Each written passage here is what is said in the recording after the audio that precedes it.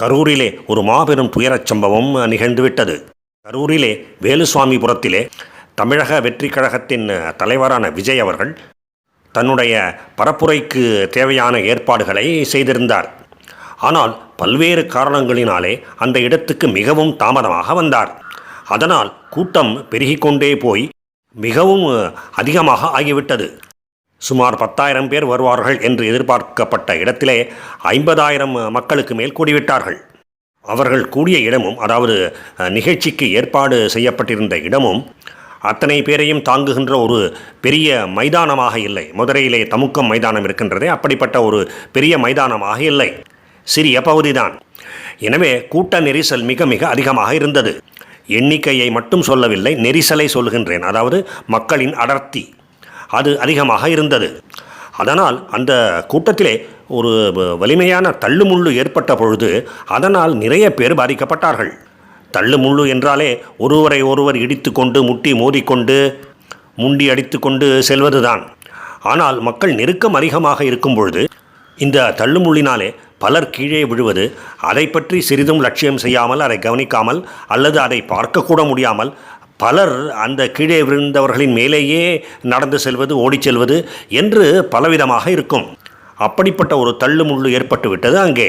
அப்படிப்பட்ட பரபரப்பிலும் தள்ளுமுள்ளுவிலும் 100க்கும் மேலான மனிதர்கள் பாதிக்கப்பட்டார்கள்.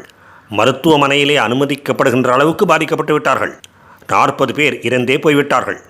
பலர் மருத்துவமனைக்கு கொண்டு செல்லப்படும் பொழுதே இறந்த நிலையில் இருந்தார்கள் என்றும் கூறப்படுகின்றது. அதாவது அவர்கள் ஏற்கனவே இறந்துவிட்டிருந்தார்கள். அந்த 40 பேரை தவிர மருத்துவமனையிலே அனுமதிக்கப்பட்டிருக்கின்ற பலரின் நிலைமை கவலைக்கிடமாக இருக்கின்றது என்றும் தெரிய வருகின்றது. இதனால் பலி எண்ணிக்கை கூடலாம் என்றும் அஞ்சப்படுகின்றது.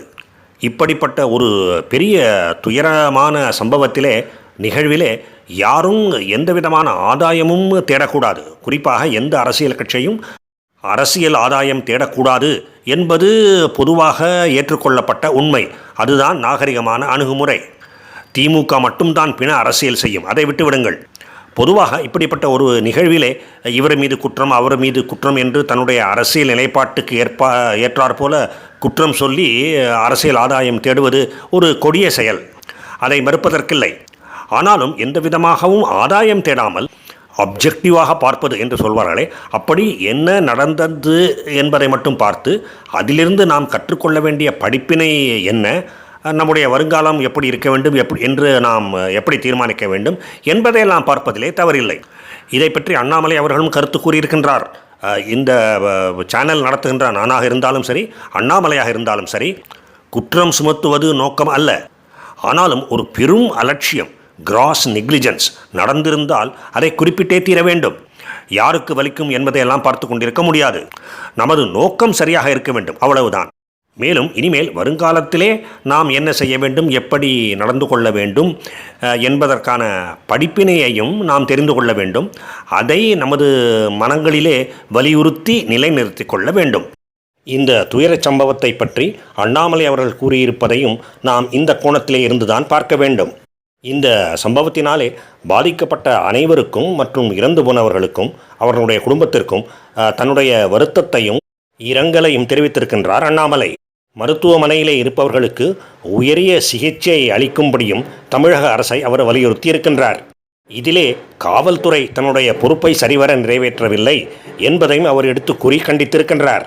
அவருடைய வார்த்தைகளிலேயே கூற வேண்டும் என்றால், ஓர் அரசியல் கட்சியின் கூட்டத்திற்கு எத்தனை பேர் வருவார்கள் என்பதை முறையாக கணக்கிட்டு அதற்கு ஏற்ப இடத்தை தேர்ந்தெடுத்து கொடுப்பதும், கூட்டத்துக்கு வரும் பொதுமக்களின் பாதுகாப்புக்கு தேவையான அளவிலே காவல்துறையினரை பணி அமர்த்துவதும் காவல்துறையின் முக்கிய பொறுப்பாகும்.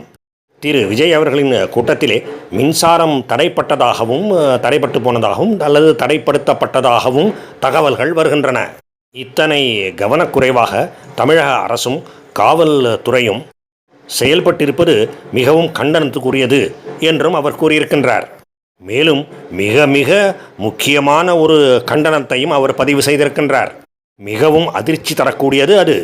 திமுகவினர் நடத்தும் கூட்டங்களுக்கு அந்த மாவட்டத்தின் மொத்த காவல்துறையையும் அனுப்பி பாதுகாப்பு கொடுக்கின்ற திமுக அரசு எதிர்க்கட்சிகள் நடத்துகின்ற கூட்டங்களிலே போதுமான பாதுகாப்பு ஏற்பாடுகளை செய்யாமல் இருப்பது வழக்கமாகி இருக்கின்றது என்று கூறியிருக்கின்றார் அவர். இது மிக மிக முக்கியமான ஒரு விஷயம். எந்த விசாரணை குழு அமைக்கப்பட்டாலும் அந்த குழு இந்த விஷயத்தையும் தீர ஆராய வேண்டும். அதாவது பாதுகாப்பு குறைபாடு என்பது ஒரு வழக்கமாகவே இருக்கின்றதா, எதிர்க்கட்சியினர் நடத்துகின்ற கூட்டங்களிலே பாதுகாப்பு குறைவு என்பது ஒரு வழக்கமாகவே ஆகிவிட்டதா திமுக அரசாங்கத்துக்கு என்பதை தீவிரமாக விசாரிக்க வேண்டும். பொதுவாக விசாரணை குழு ஒரு சம்பவத்துக்காக ஏற்பாடு செய்யப்பட்டிருக்கின்ற விசாரணை குழு, அமைக்கப்பட்டிருக்கின்ற குழு அந்த சம்பவத்தை பற்றித்தான் விசாரிக்கும். இப்படிப்பட்ட நிகழ்வுகளிலே ஒரு பேட்டர்ன், ஒரு வழக்கம் தெரிகின்றதா என்பதை பொதுவாக விசாரிக்கின்ற வழக்கம் இல்லை. எனவே இந்த விஷயத்தோடு மற்ற சம்பவங்களையும் தொடர்பு படுத்தி அப்படி ஒரு பேட்டர்ன், வழக்கம் தெரிகின்றதா என்பதையும் விசாரணை குழு தீவிரமாக விசாரிக்க வேண்டும். இதைத்தான் அண்ணாமலை அவர்கள் சுட்டி காட்டியிருக்கின்றார். அவர் எடுத்து காட்டியிருப்பது மிக மிக முக்கியமான ஒன்று என்பதை நாம் அனைவருமே சுலபத்திலே ஏற்றுக்கொண்டு விடலாம்.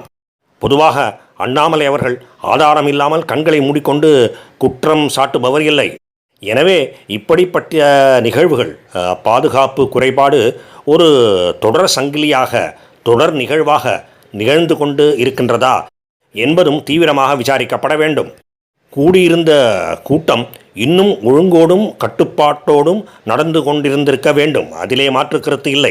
அதைப்போலவே இந்த நிகழ்ச்சியை ஏற்பாடு செய்த தாவேக நிர்வாகிகளும் இன்னும் கவனத்துடன் செயல்பட்டிருக்க வேண்டும். அதையும் நான் மறுக்கவில்லை. ஆயினும் 70 அல்லது 80% இதற்கான பொறுப்பை அரசாங்கம்தான், காவல்துறை தான் ஏற்றுக்கொள்ள வேண்டும். அண்ணாமலை அவர்களே காவல்துறை உயர் அதிகாரியாக பணியாற்றி இருப்பதால் அவருடைய கண்டனமும் குற்றச்சாட்டும் மிக மிக உன்னிப்பாக கவனிக்கப்பட வேண்டியவை, சீர்திருத்தப்பட வேண்டியவை. இனிமேலாவது, வருங்காலத்திலாவது இப்படிப்பட்ட நிகழ்வுகள் நடக்காமல் இருக்கும்படி பார்த்து கொள்வது அரசாங்கத்தின் கடமை. வாழ்க பாரதம். ஜெய் ஹிந்த்.